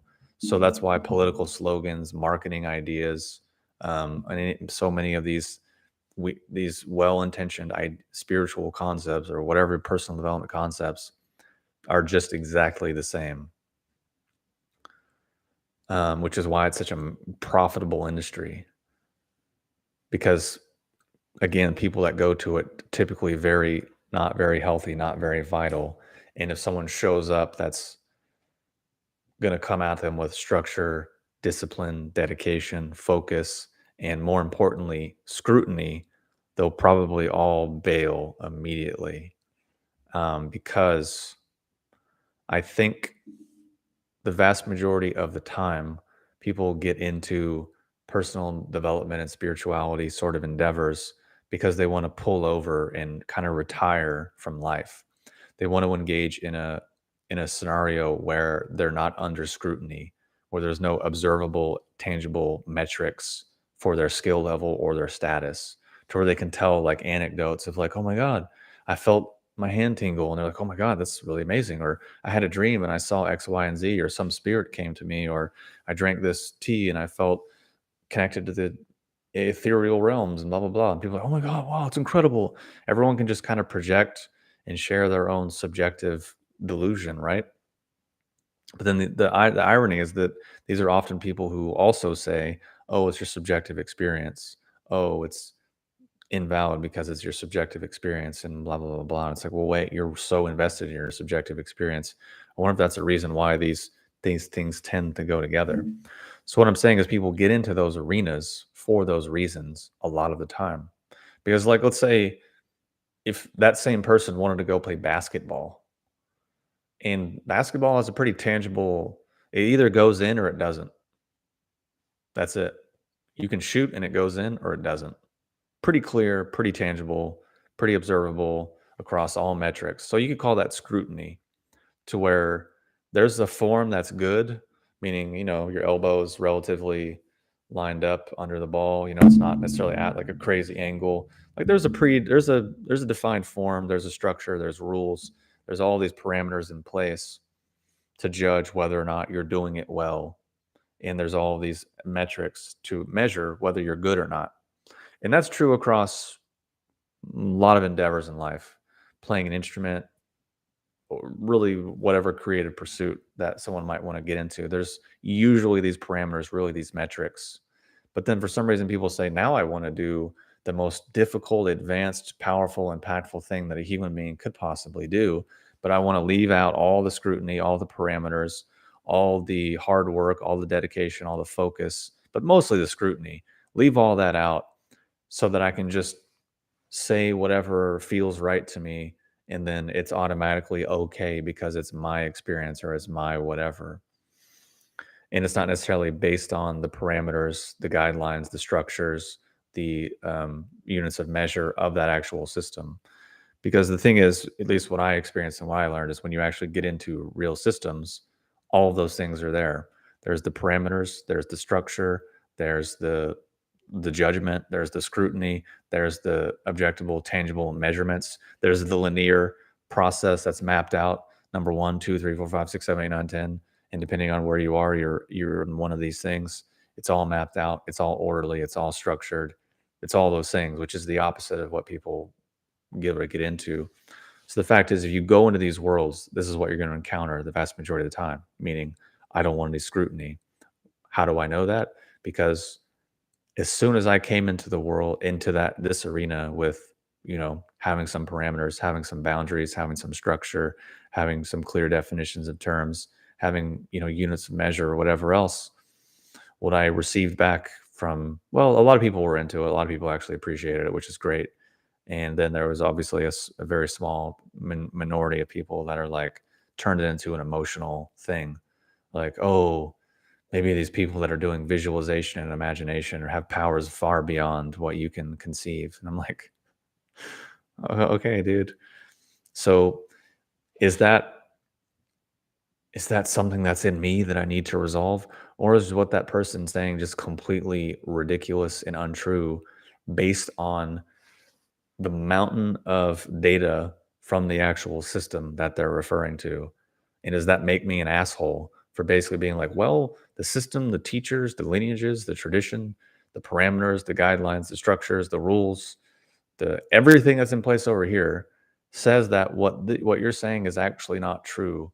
And that's why I'm saying that I think it's not true, but I'm an asshole and I'm mean, harsh, critical, judgmental, and I don't have empathy. I'm a know-it-all because I'm just basically repeating this because me myself, I'm trying to get myself closer to this, meaning what's actually happening within the system and the tradition, because I would like the outcomes that the practices are supposed to have. Because I tried the other way over here and it wasn't particularly that fruitful. Oh, in a trivial way, sure. Oh, I did things and I felt things and had experiences. Cool. But it didn't really match up with anything over here that was related to the parameters and the structures and the scrutiny that's in place. So that's just what I've learned and what I realized and what I think why a lot of people get into it.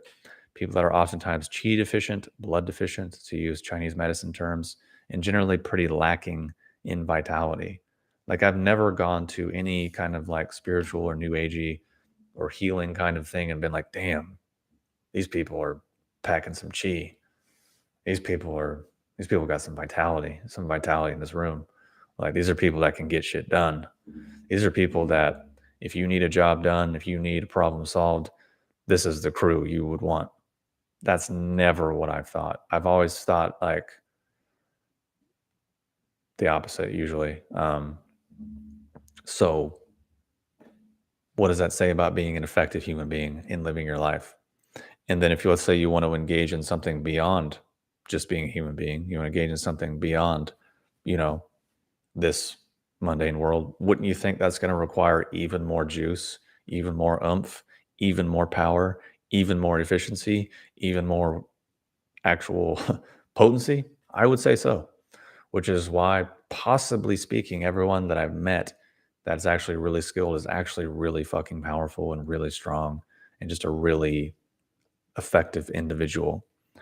So call me mean, harsh, critical, judgmental, say I'm an asshole, say I have unresolved childhood trauma, um, or that I'm a hypocrite, or any other manner of emotionally coercive things that are whatever, go for it. But I'm just telling you, this is why I say what I say, where it's coming from, what's informing it. You can make your own opinion and whether or not it's useful or helpful for you. Personally speaking, I find it to be quite useful and quite beneficial. And then luckily, a decent amount of people on here also say the same thing. Um, yeah. What do you think about channelers or mediums? I would say people have very creative imaginations. But also too, I mean, I would say there are spirits that people can tap into, whether you want to call it that, or could say a consciousness or an intelligence that maybe doesn't exist within our physical realm. Definitely people can tap into it. Usually those are parasitic relationships where the person who's the channel or the medium, they think they're usually again, they think they want to be special, unique, different. That's usually what's at their identity, and this gives them a way of doing that. Um, and then they honestly, it's you could call it some kind of possession because usually I think that entity is just feeding on them because these entities can shapeshift and appear different ways and come on in a way that appeals to certain aspects of who we are, which is why I say when I talk about manipulation and having awareness within yourself about certain forms of manipulation, this is also perhaps part of what I was referring to without referring to it directly because it's not that relevant for a lot of people, but for some people, maybe it is. And then also the importance of having more chi, having better blood, being healthier. Well, I think honestly, I bet, and this is just pure conjecture and hypothesis, but I bet a lot of channelers and mediums could be cured of that just from basic Chinese herbs and acupuncture. Because if we look at feng shui, for example, the original idea of it was basically how to orientate yourself in your house so you don't get possessed by ghosts or like by spirits. Maybe you can say these people were superstitious or old or dumb or whatever fill in the blank way of saying they're inferior to us, or maybe some of them were tapped into things that perhaps we're not so able to access the in our life. What is the TCM view or teaching on our life path slash universal power slash destiny? So that's actually like those are four different concepts. Um, it's not really one concept. Universal power. What do you mean, like God, like creative? universal force kind of a thing. So maybe you could break out those four concepts into four different questions, because they're all different things. Um, so I would say, in terms of like a creative universal power or a creative being, at least from what I've seen in terms of Taoism and many of the Asian philosophies, is that it's kind of irrelevant. Um, they don't tend to say yes or no. They just kind of say it's not really that important, and that they're, at least from what I've been exposed to, there is for sure the belief and the, I would say, the knowledge that there are higher realms and there are lower realms, heaven realms and hell realms, put it that way. And we're kind of in the middle. And they've actually mapped out and quantified each one and the nature of each one and these different things, immortal realms and heavenly realms and all these different things, right? But typically, these other realms don't even know we exist. Like the higher realms of certain spirits and certain immortals and gods and whatever, they don't actually even know we exist. Um, there's more I could say about that, but um, it could be kind of offensive to certain people that have certain beliefs. Um, but yeah, typically humans are closed off to those higher realms unless certain channels are opened, which certain channels which are extremely difficult to open, and most people's are not opened. So that whole realm is completely shut, and they have really no contact or access to it until that stage. And then once that stage happens, then a light goes on, and then a certain, say, channel of communication opens. Um, so that's the view within maybe Taoism, I guess. Yeah. So that's kind of what I think. Also, I tend to say that, yeah, that makes sense to me. That kind of matches what I've actually seen and experienced, and just logically kind of adds up. Make of that of what you will. Um, but in terms of our life path and destiny, that's it's a whole other complicated thing. I touched on it earlier in terms of the concept of Ming, Ming, and then um, how that relates to our kidneys and our essence and all these things. I've talked about it in previous videos, and it's a pretty massive topic. Um, so, what is your personal belief on why we're here? Why are certain things happen in our lives?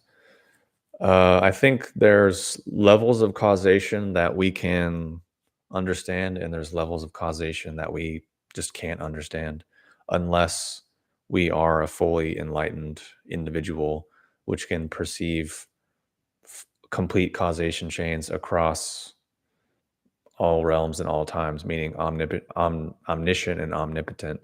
Personally speaking, that's that's not my present level of knowledge, and I assume everyone on here is also not of that present level of knowledge and experience. So those people can speak on causation chains to a pretty higher degree of accuracy, let's say. So there's certain things that we can kind of sort out, like, yeah, this is probably why this happened. And there's also a lot of things that we just, the causation's so complicated that they don't really can't understand it. So I don't think it's either or. I think it's both. I think certain things happen in our lives that are meaningful, and certain things are just random chaos. Um, certain things are meaningful because of the meaning we give it, of course. And then certain things are kind of predestined, but sometimes it's because certain things need to resolve. That's the idea, and that's how it's been explained to me, is just certain things need to be completed, maybe is a better word, completed or something like that. Um, in terms of my personal belief on why we are here, I don't really know. I think that's I would say I think there's probably not much inherent meaning or purpose to life other than biology. which is what gives us the ability to define and put in so much of our own meaning and purpose. So I think to some degree, some of these things are a mix of us being able to define these things for ourselves within the context of all the stuff that we can't control and can't define and can't and we didn't choose. So it's both. It's not really either one. And there's definitely causation chains and dynamics at play that are beyond our perception and our ability to fully understand and fully discern. So ultimately, you can just kind of do the best that you can. And at least from what I've understood, the vast majority of the time, that's the view of a lot of the traditions is just pragmatism, which is why they don't necessarily talk about certain things because it's like, well, it's not really useful or relative to where you are now. So there's no point in talking about it because it'd be more useful to focus on where you are now and what you actually need to do to um, move forward. So there's that. I would say that's my own thing. And I would say, I guess what I think in terms of being purpose of being alive is learn, grow, develop, try to be a better person, try to have a positive impact on the world and be a positive impact or at least a neutral impact on the people around you to whatever degree you can try. I mean, I think ultimately it comes back down to a lot of just the cliches that all humans tend to have across culture and time. There's just certain universal characteristics of life that we all share, maybe because we're all human. So, yeah. Have you seen any of Rudolf Steiner's work? Thoughts? Yeah, I mean, I'm not really a fan. I think it's just again, there's probably absolutely some great stuff in there, and but I can't speak on it to any real degree of familiarity. Personally, it just doesn't really appeal to me. But I know people that are into like permaculture and biodynamics and all of these things, which I think some of that ties back to Rudolf Steiner, but I don't exactly know. So I can't really say a lot about it because I'm not really on it. Uh, it's just never really appealed to me. Just because as I've gotten older and definitely over the last 6 years, I stopped, or no longer than that, since 2015 or so probably. I just stopped really consuming any any info that was not really from my system or tradition because I'm trying to at least align my thoughts and my personality and my internal structure with the system and the tradition. And also by default, the more I do the practices, the more that happens without me even doing anything anyways. Um, because what there's three different things that a person needs to really make something work. Obviously the cause and effect with the practice, but there's also the conditions, um, which is who we are as a person, how we are internally, how we are operating in the world. That has to be in alignment as well. So that's why I'm talking about integrity and meaning the sense of everything kind of lining up. Obviously, none of us are perfect, and at least for me, it's a pretty long ways to go in terms of cleaning up my behavior as a human being to try to get closer to actually being able to do things and whatever. Let's see. What are your thoughts on reincarnation? It's not something I really ever worry about. I think it is not the way in which people usually look at it. Like, oh, I'm born and now I'm gonna be another me in the previous or in the next life, or I look back at my past life and I was a Egyptian pharaoh or all those kind of things. I think a lot of that is just kind of fairy tale, emotion, superstition, because the actual subject matter is extremely complex and complicated and nuanced, and it has been mapped out actually. People act like what happens after death is a mystery, but it actually isn't.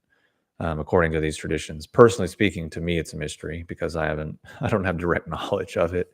But in terms of fully enlightened, realized, high level teachers and masters, they map the stuff out. So traditions have knowledge of what occurs and what happens exactly in detail all the way through, which is why they exist and kind of what informs a lot of the teachings sometimes.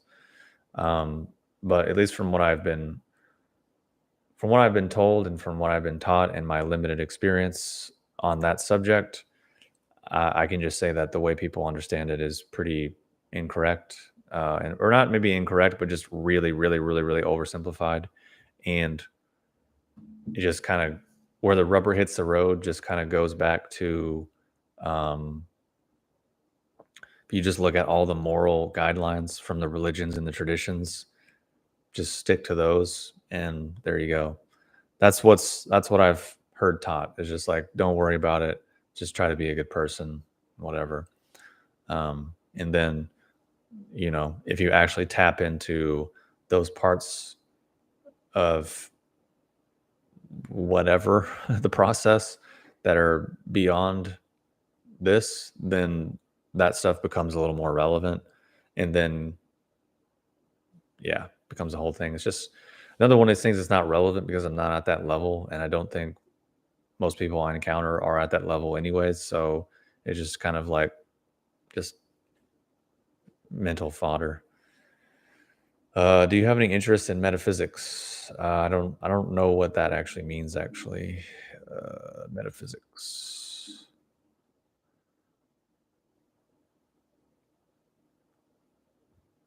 Uh, on one hand, it's the branch of philosophy that deals with the first principle of things, including abstract concepts such as being, knowing, substance, cause, identity, time, and space. Yeah, I'm definitely interested in that. And then it says an abstract theory with no basis in reality. I'm not interested in that.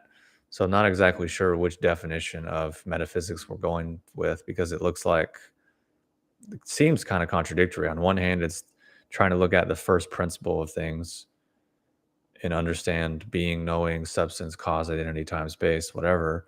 But on the other hand, it's an abstract theory with no basis in reality.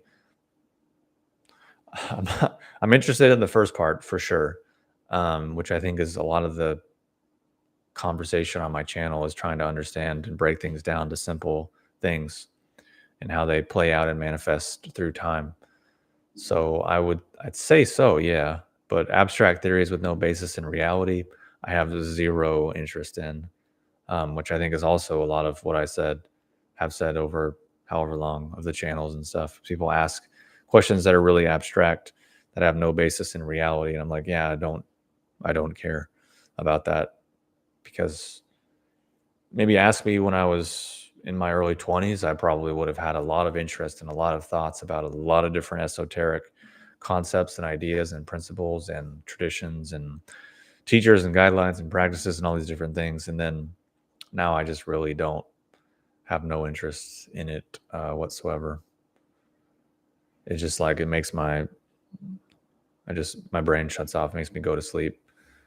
Because this stuff oftentimes has no substance, or the substance is just the person's maybe emotionality, or just an empty form, or just empty going through the motions, which to me is like has zero relevancy or zero application.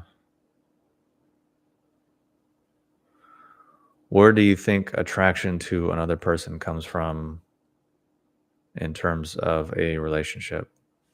That is something I have actually thought about. I may have talked about it before, but I think it's a mixture of things.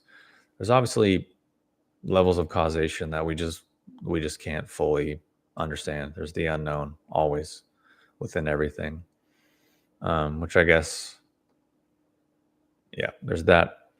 And then there is almost like this kind of thing where there's a certain complementary thing that where people can interact, and that can be positive or negative depending on what the person is carrying, or yeah, maybe how they're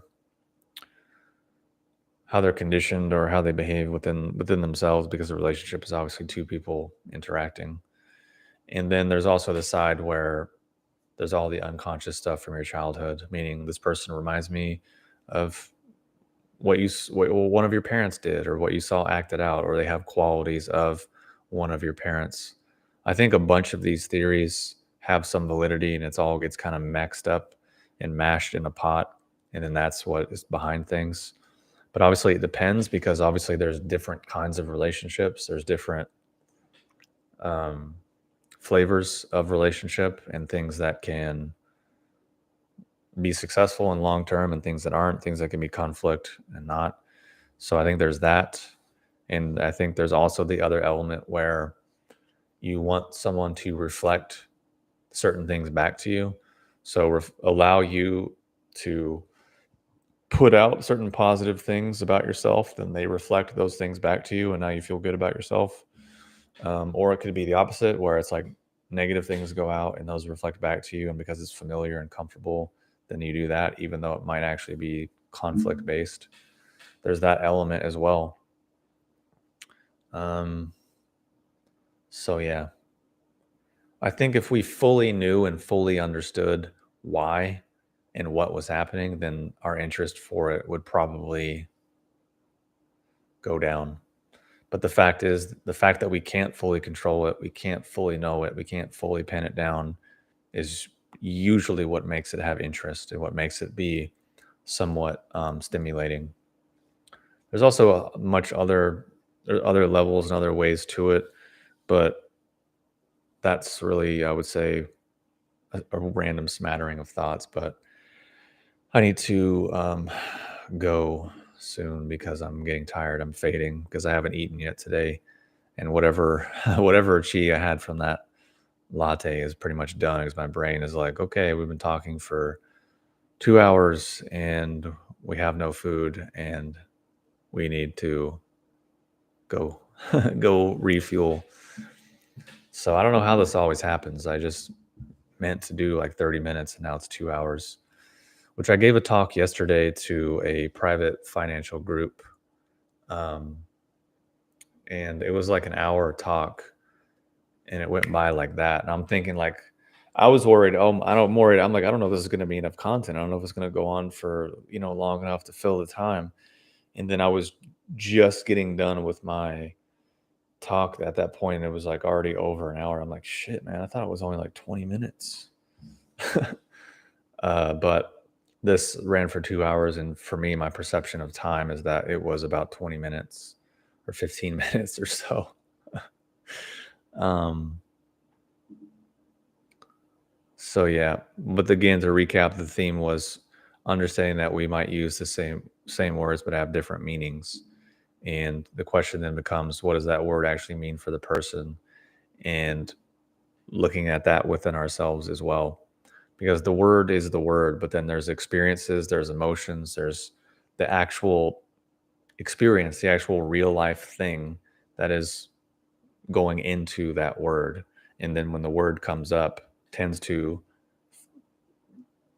go off in us, kind of like, stimulus response sort of thing. And that's just part of being a human.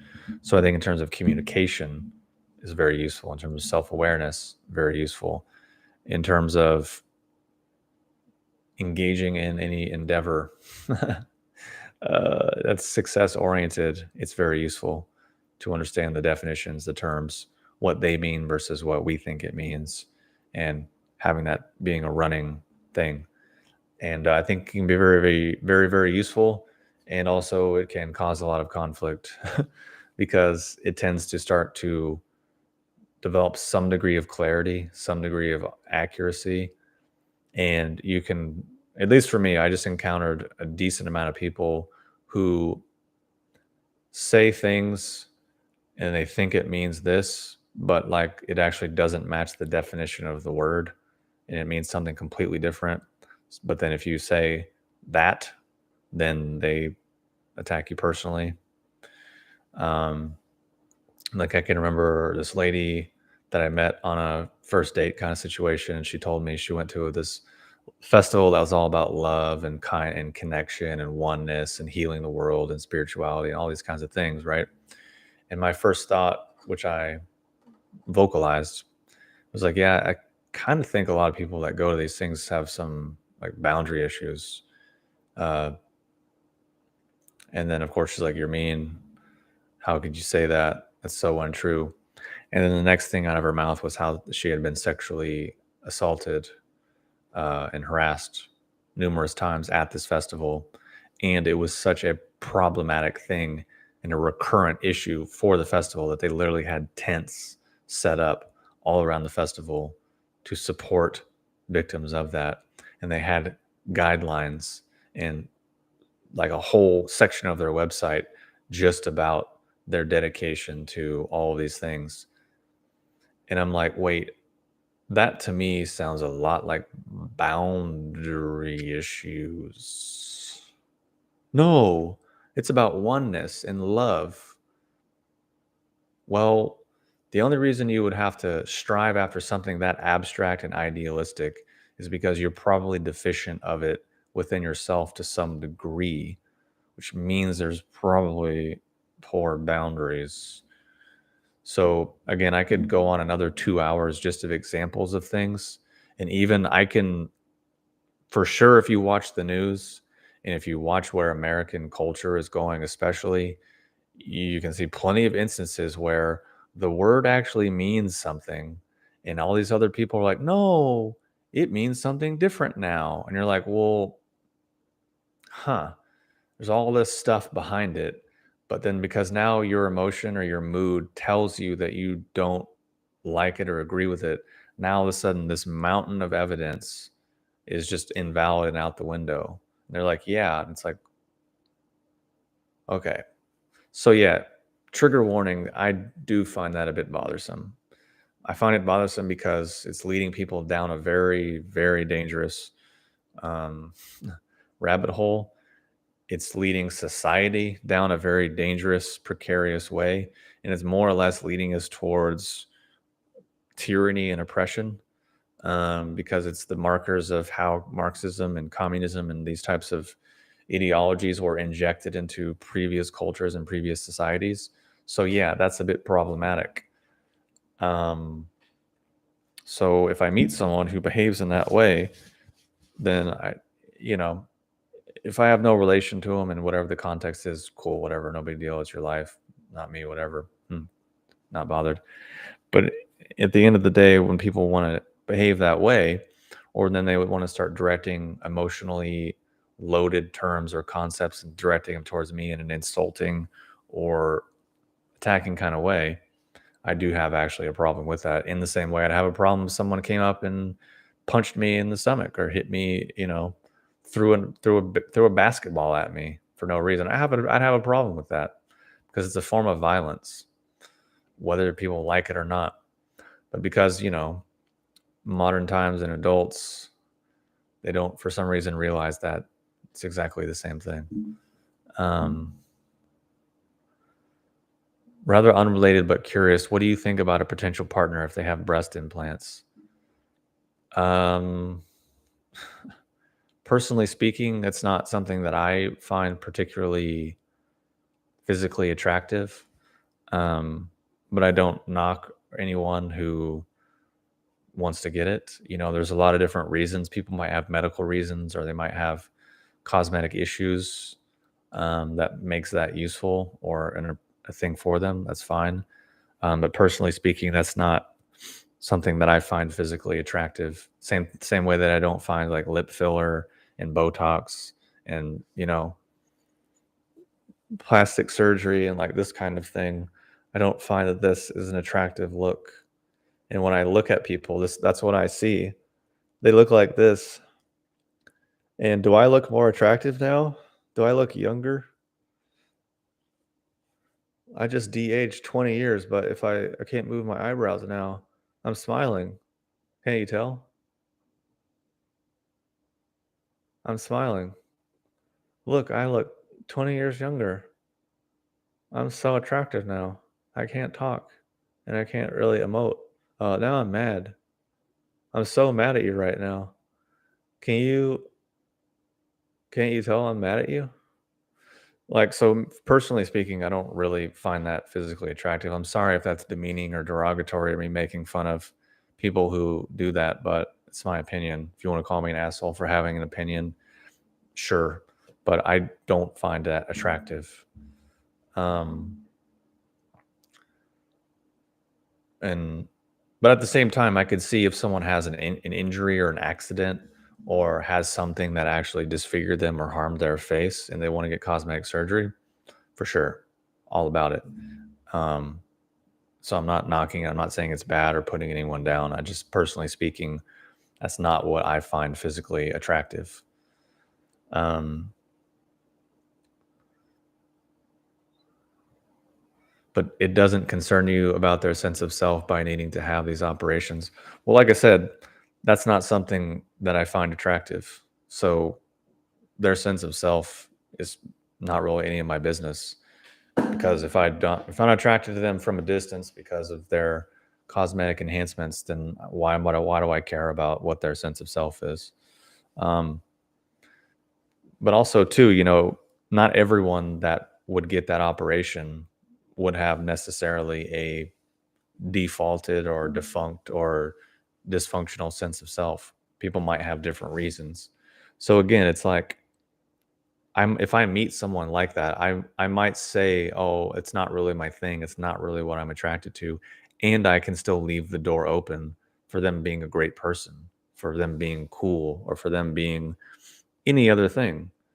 Whereas I think if you just go to it and you assume everyone that does this has a weak sense of self and I don't want anything to do with them, maybe that's true a lot of the time, or maybe it's part of the time or whatever, but it's also kind of just like a fixed way of writing everyone off, whereas you just don't know.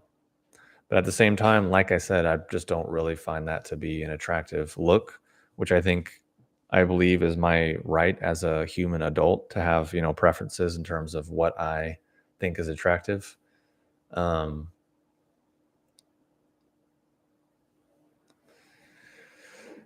but actually now there's a lot of there's a movement of people saying that even having preferences, as a man, having preferences is somehow an evil thing. In that, yeah, I'm not going to go down that rabbit hole, but so yeah,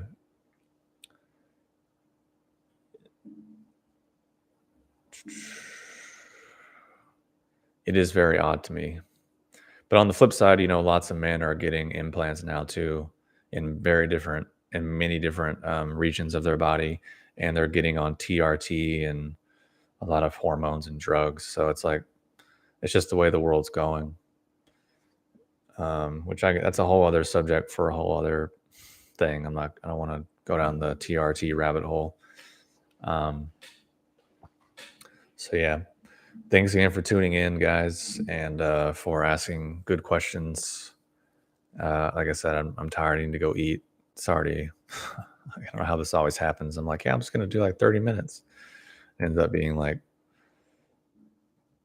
2 hours, man.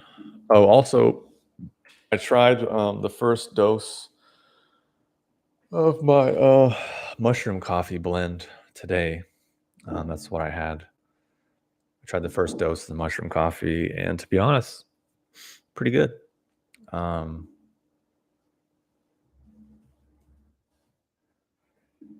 so hopefully I can get that product moving forward soon.